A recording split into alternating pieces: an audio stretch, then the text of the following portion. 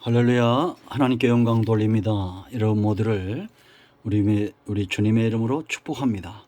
하나님께서 반드시 여러분들을 복되게 하시고 오늘도 여호와 이레 요한이시 여호와 샬롬으로 인도하시기를 원합니다. 오늘은 8월 14일 8월 둘째 주일입니다. 말씀은 요한복음 20장입니다. 먼저 기도합니다.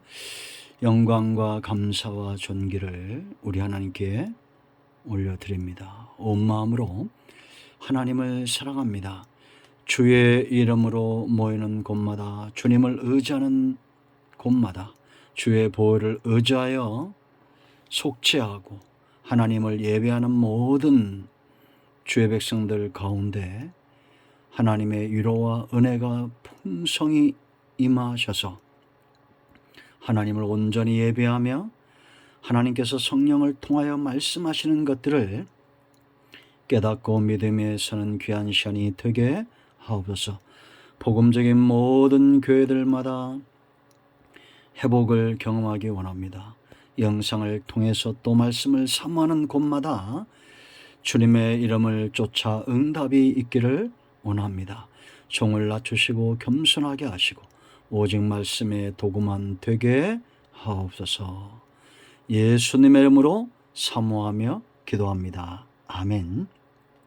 자, 20장 전체를 여러분들이 묵상하시는데 특별히 예수님께서 어떤 말씀을 하셨는가를 주목하시기 바랍니다.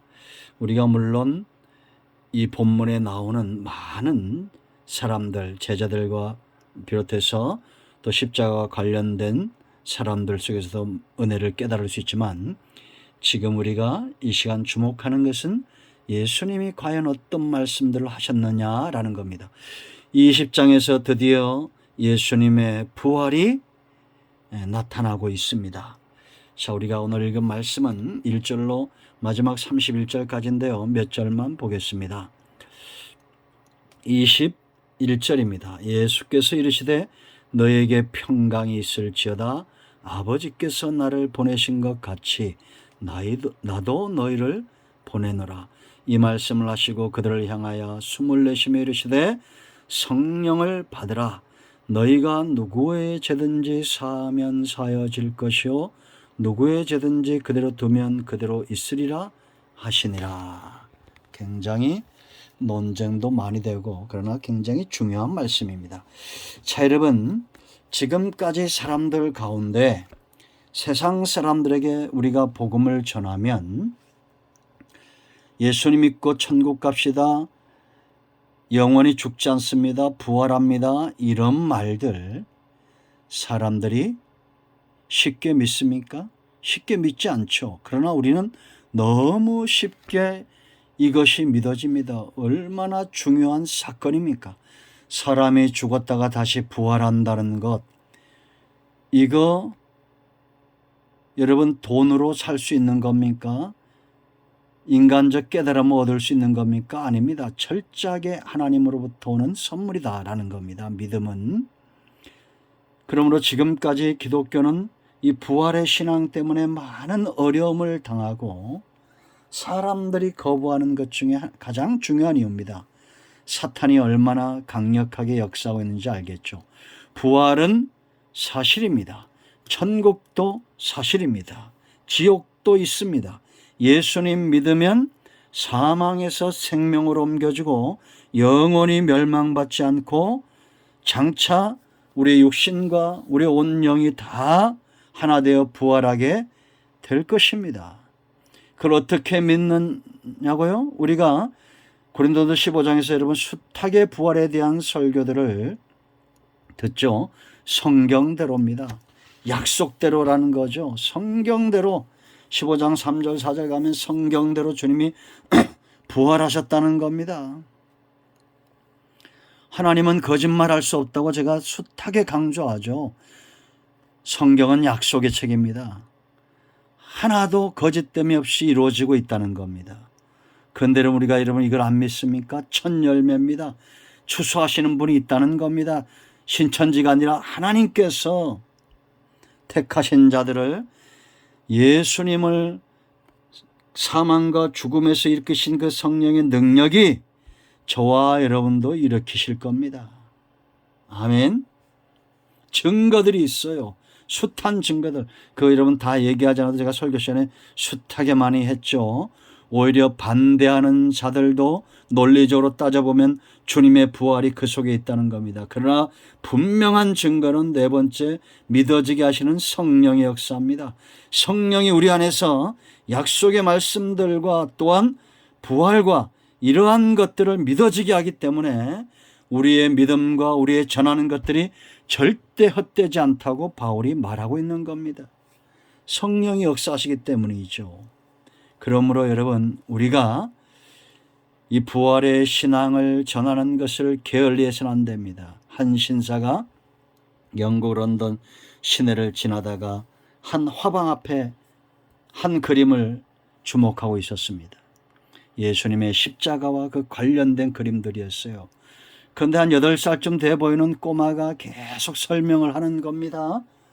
알지도 못하는 아저씨에게 예수님이 우리를 위해서 죽으셨고요. 저기 있는 저 사람들이 예수님을 찍었고, 예수님을 십자가에 못 박았고요. 저기 마리아가 있고요. 계속 설명하는 겁니다. 그런데 그 설명을 들으면서 마음이 울컥한 거예요. 어린아이가 복음을 전하니까. 그 돌아서서 한참을 이제 시내를 구경하고 오는데 뒤에서 어떤 사람이 옷을 잡아당깁니다. 보니까 아까 그 아이예요. 숨을 헐떡이면서 제가 하나 잊은 게 있습니다. 그 예수님이 부활하셨습니다. 살아나셨습니다. 이 중요한 사실을 아까 얘기 못했습니다 하고는 다시 뛰어가더랍니다. 그 순간 이 신사의 마음이 어땠을까요? 여러분, 우리는 잊고 있으면 안 됩니다. 예수님은 부활하셨고 반드시 우리도 부활할 겁니다. 이 부활하신 예수님의 입에서 나온 말씀을 보세요. 여러분, 논쟁이란 말을 생각하고 읽어야 됩니다. 사탄은 끊임없이 예수님의 입에서 나온 말씀들을 거짓되게 포장하고 논쟁을 불삼습니다. 그 가운데 하나가 바로 17절이에요. 예수께서 이르시되 나를 붙들지 말라. 내가 아직 아버지께로 올라가지 아니하였노라. 너는 내 형제를 가서 이르되 내가 내 아버지 곧 너희 아버지 내 하나님 곧 너희 하나님께로 올라간다 하라 하시니. 개정개혁 성경에는 이게 잘 해석이 됐습니다. 나를 붙들지 말라 그랬죠. 그런데 옛날 성경은 만지지 말라 이랬습니다. 이 만지지 말라는 것이 나를 이 땅에 있도록 붙들지 말라. 그러니까 마리아는 예수님이 부활하시기 다시 한번 자신들과 함께 거니시면서 복음을 전하고 예전처럼 살기를 원해서 붙들고자 했던 마음이 있었던 거예요. 그러나 예수님은 이제 그 모든 사역 한 알의 밀알이 되어서 복음으로 십자가에서 죽으셨기 때문에 이제는 올라가셔야 됩니다. 여러분, 예수님 위에 올라가야 된다고 했어요. 보좌의 회복이죠. 통치권의 회복입니다. 아담이 빼앗겼던 통치권을 예수님이 회복하신 거예요. 그러므로 여러분, 모든 권세를 받으셨기 때문에 우리는 땅끝까지 가서 믿는 자들 복음을 전하여 믿게 하고 세례주고 제자 삼는 사역을 감당하는 겁니다. 사탄은 공중권세 잡은 자가 이제는 쫓김을 당해서 이 땅에서 마지막 전쟁을 준비하고 있는 거예요. 두 번째, 보혜사를 보내신다. 예수님이 올라가셔야 성령이 편만하게 우리 가운데 오시는 겁니다. 요한복음 14장 18절로 21절이죠.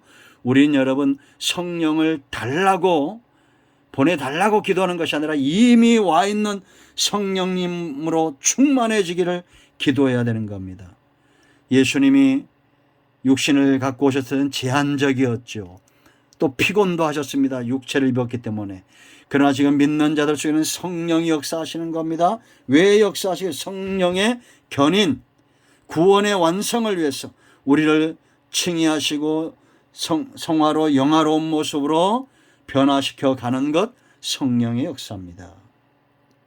거처를 예배하러 간다. 요한복음 14장 1절로 3절에 여러분, 천국에 14만 4천만 가는 것이 아니라 누구든지 주의 이름을 부르면 예수님이 만드신 천국, 하나님의 나라, 주권도 땅도 백성도 이미 완성되어 가고 있는 이 나라입니다. 예수님만이 사망을 깨뜨리고 보좌를 회복하고 보혜사를 보내신 분이고 우리의 거처를 준비하시는 분이에요. 그 누구도 아닙니다. 믿어지시면 아멘 하시기 바랍니다. 두 번째, 예수님이 19절과 26절에 너희에게 평강이 있을지어다 라고 말합니다. 19절 보세요 여러분. 이날 곧 안식구 첫날 부활하셨죠. 저녁 때 제자들이 유대인들을 두려워하여 모인 곳에 문들을 닫았더니 예수께서 오사 가운데 서서 이르시되 너희에게 평강이 있을지어다. 분명히 여기 보이는 게 뭡니까? 평강은 예수님에게서 나온다. 예수님으로부터 시작된다라는 겁니다. 요한복음 16장 33절. 이것을 너에게 이르는 것은 너희로 내 안에서 평안을 누리게 하려 함이라. 세상에서 너희가 환난을 당하나 담대하라. 내가 세상을 이겼노라. 내 안에서, 예수님 안에서. 그러므로 여러분, 예수님을 떠난 자는 평안에서 멀어지고 두려운 거예요. 부활하신 주님을 만나지 못하고 주님과 떨어지니까 이들은 두려웠습니다. 두려워하여 모인 그곳에 주님이 오신 거예요. 너에게 평강이 있을지어다. 여러분, 근심과 염려와 두려움과 그 모든 것들은 주님에게서 오는 것이 아닙니다. 그러므로 여러분들이 이러한 상황에 처했다면 주님께 나가십시오. 평안을 사모하십시오. 평강에 평강을 더하실 줄로 믿습니다. 그런가 하면 두 번째 이유가 있어요. 지금 사역을 감당해야 되잖아요. 예수님은 올라가시고 이제 십자가 구속의 사역을 누가 감당해야 됩니까? 제자들과 또 그들의 제자들과 그들의 제자, 지금까지 주님의 사역을 감당해야 되는데 두려움은 가장 큰 적입니다. 여러분, 우리가 두려워해 보세요. 사역을 감당할 수 있습니까? 염려와 근심이 있으면 저는 말씀 준비가 안 될 때가 있습니다. 기도도 안 됩니다. 복음을 어떻게 전합니까? 두려운데. 그러므로 평강이 임해야 강하고 담대하게 복음을 전하는 겁니다. 사도행전의 초대교회 역사 가운데 분명히 드러나죠. 예수님이 주시는 평강이 성령 안에서 그들을 사로잡음으로 담대하게 복음을 전하고 예수님을 위하여 능욕을 당하고 매를 매를 맞아도 그것을 합당히 여겼고 당연한 것으로 여겼다는 겁니다. 그러므로 여러분, 나를 시험 들게 하고 내게 매질을 하고 채찍질하고 말로써 우리를 헐뜯고 비방하는 자들, 그들 때문에 두려워하지 마세요. 빼앗길 수 없는 평안이 우리 안에 있습니다. 평강은 예수님에게로 옵니다. 너에게 평강이 있을지어다. 에이렌의 힘인 오직 평안은 예수님에게 반드시 주셔야 된다. 사역을 감당해야 되기 때문이다라는 겁니다. 그러면서 세 번째 22절로 23절 성령을 받으라. 이것도 논쟁이 되고 있어요. 뭐 논쟁이 됩니까? 오순절날 받았냐, 이때 받았냐, 이게 뭐 내적이냐 외적이냐 막 논쟁이 있는데, 중요한 것은 예수님이 십자가에 죽으시고 부활하심으로 성령이 우리 가운데 이제 오실 수 있게 되었다라는 겁니다. 다른 누구도 아닙니다. 오직 예수님이 구속의 대가를 지불하셨고 부활하시고 승천하셨으므로 성령이 우리 가운데 오셨다는 것만이 정확한 답이에요. 할렐루야. 그러므로 여러분, 이미 오신 성령님과 체험하고 동행하는 삶이 있기를 축원드립니다. 성령의 열매는 저절로 맺히는 겁니다. 성령이 우리 가운데 계시냐 안 계시냐 어떻게 알아요? 열매로 하는 겁니다. 우리가 맺고 있는 열매로 성령님의 존재를 아는 거예요. 그리고 또 논쟁이 되는 말씀이 있습니다. 여러분, 23절 너희가 누구의 죄든지 사하면 사해질 것이요 누구의 죄든지 그대로 두면 그대로 있으리라 하시니라. 이거를 선언적인 것이다 이렇게 믿는 개신교가 있고, 이걸 효과로 보는 가톨릭이 있어요. 실제로 교회가 죄를 사할 수 있는 권한이 있다는 겁니다. 그래서 여러분, 고해성사령가 하죠. 다 잘못된 겁니다. 이거는 선포하는 거예요. 우리가 회개의 복음을 선포할 때에 믿고 회개하는 자는 죄사함을 받는 겁니다. 그러나 믿지 않는 자는 형벌을 받는 거예요. 그래서 여러분, 고린도전서 9장 16절에 바울이 뭐라고 말합니까? 내가 복음을 전할지라도 자랑할 것이 없으면 내가 부득불할 일임이라. 만일 복음을 전하지 아니하면 내게 화가 있을 것이라. 내가 이 소명을 받았다고 17절에 그렇게 말합니다.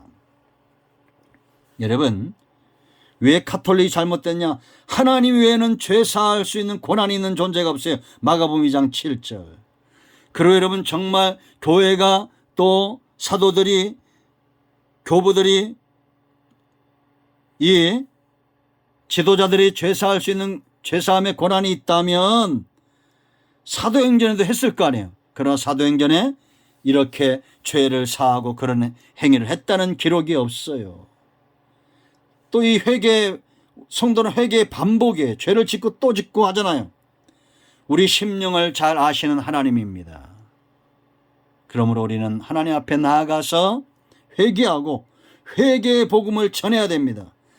우리는 사명받은 자예요. 우리가 게을리하면 게으름에 대한 책망이 있겠어요, 없겠어요? 그러므로 여러분, 바울은 죄를 두려워한 것이 아니라 순종치 아니함으로 회개치 않고 지옥 갈 사람들, 그로 인하여 책임이 올 것에 대해서 두려워했다라는 겁니다. 그 주님이 또 말씀하셨어요. 보지 않고 믿는 자가 복이 있다. 29절에 이렇게 말합니다. 예수께서 이르시되 너는 나를 본고로 믿느냐? 보지 못하고 믿는 자들은 복되도다 하시니라. 여러분, 도마가 예수님의 그 창자국 손과 옆구리를 만져봤어요, 안 만져봤어요? 만져봤죠. 만져보고는 도마가 대답하여 이르되 나의 주님이요 나의 하나님이십니다. 놀라운 고백이죠. 그런데 주님이 보지 않고 믿는 자가 더 복이 있다라고 말합니다. 자, 여러분, 여기서 뭐가 또 걸립니까? 누구 생각나요? 왜 예수님이 마리아에게는 붙들지 말라 하시고 또 도마에게는 또 상처를 만져줬을까요? 이들의 의도가 다른 거죠. 지금 마리아는 붙들고 예전으로 돌아가려 했고, 이걸 아주 나쁘게 해석하는 사람들도 많은데 그 전부 사단의 역사입니다. 제가 입에 두기도 민망해서 말하지 않습니다. 그러나 도마의 믿음을 확신시키고 이제 도마를 통해서 복음이 전해져야 되고, 그가 고백하는 것처럼 나의 주님 나의 하나님이 되셔야 그가 인도에 가서 순교할 거 아니에요. 도마가 인도로 가서 순교했다는 설이 있죠. 그러나 여러분, 인도든지 어디든지 강하고 담대하게 가게 하는 것은 믿음입니다. 믿음이 가게 하는 거예요. 그렇지 않습니까? 우리가 믿지 않고 어떻게 예배하며, 믿지 않고 기도의 자리에 어떻게 나가며, 믿지 않고 어떻게 복음을 전할 수 있겠습니까? 그런데 보지 않고도 믿는다. 성령의 역사죠. 예수님의 입에서 나오는 모든 말씀들을 믿어지게 하는 성령의 역사죠. 하나님의 선물입니다. 여러분, 도마가 지금까지 의심쟁이로 그렇게 찍혔는데, 여러분, 우리는 도마보다 더할 때도 많잖아요. 여러분, 우리 모두가 복음을 전하는 일에 게을리해서는 안 됩니다. 우리가 믿는 자라면, 우리가 성령 안에서 평안을 경험한 자라면, 예수님께서 이미 권세를 가지고 우리와 함께 하신다면 우리는 강하고 담대하게 논쟁이나 하는 이런 희생거리가 되지 말고 강하고 담대하게 복음을 전해야 될 줄로 믿습니다. 요한이 강하고 담대하게 30절과 31절을 선포하는 거예요. 예수님이 더 많은 표적도 행했지만 이것을 기록함은 너희로 예수께서 하나님의 아들 그리스도임을 믿게 하려 하며 또 너희로 믿고 그 이름을 힘입어 생명을 얻게 하려 함이라. 아멘. 복음을 지금 전하고 있는 겁니다. 강하고 담대하게. 저와 여러분 모두도 이와 같이 복음을 전하는 생명력 있는 역사에 쓰임받는 우리 모두가 되기를 축원드립니다. 오늘도 응답이 여러분과 우리 모두 가운데, 여러분 가정에 임하였습니다. 아멘. 기도합니다. 감사합니다. 예수님의 이름을 의지하여 기도합니다. 오늘도 우리 가운데 응답을 주시니 감사합니다.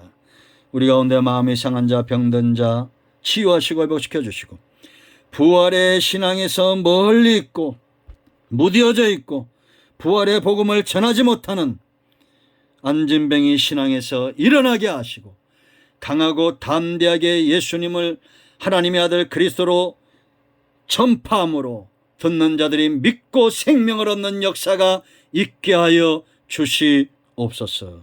게으름과 나태함 가운데 복음 전파, 우리가 말씀을 전하고 가르치는 이 모든 사역들을 등한시하지 않도록 주여 우리를 붙들어 주시옵소서. 마음이 상한 자, 병든 자 치유하시고 회복시켜 주시기를 예수님의 이름으로 사모합니다. 예수님의 이름으로 사모하며 축복하며 취하며 기도합니다. 아멘. 할렐루야. 이제는 우리 주 예수 그리스도 크신 은혜와 하나님 아버지 큰 사랑과 성령의 동충만 치유 회복하심의 역사가 이 영상을 통해서 말씀을 듣고 또 전달받는 모든 주 백성들의 부활의 신앙을 사모하는 모든 분들 위해 이제로부터 영원토록 함께 있을지어다. 아멘. 할렐루야. 응답되었습니다. 여러분 가운데 어떤 질병이든지 문제든지 예수 그리스도 이름 앞에 온전히 치유되고 회복되었습니다. 아멘.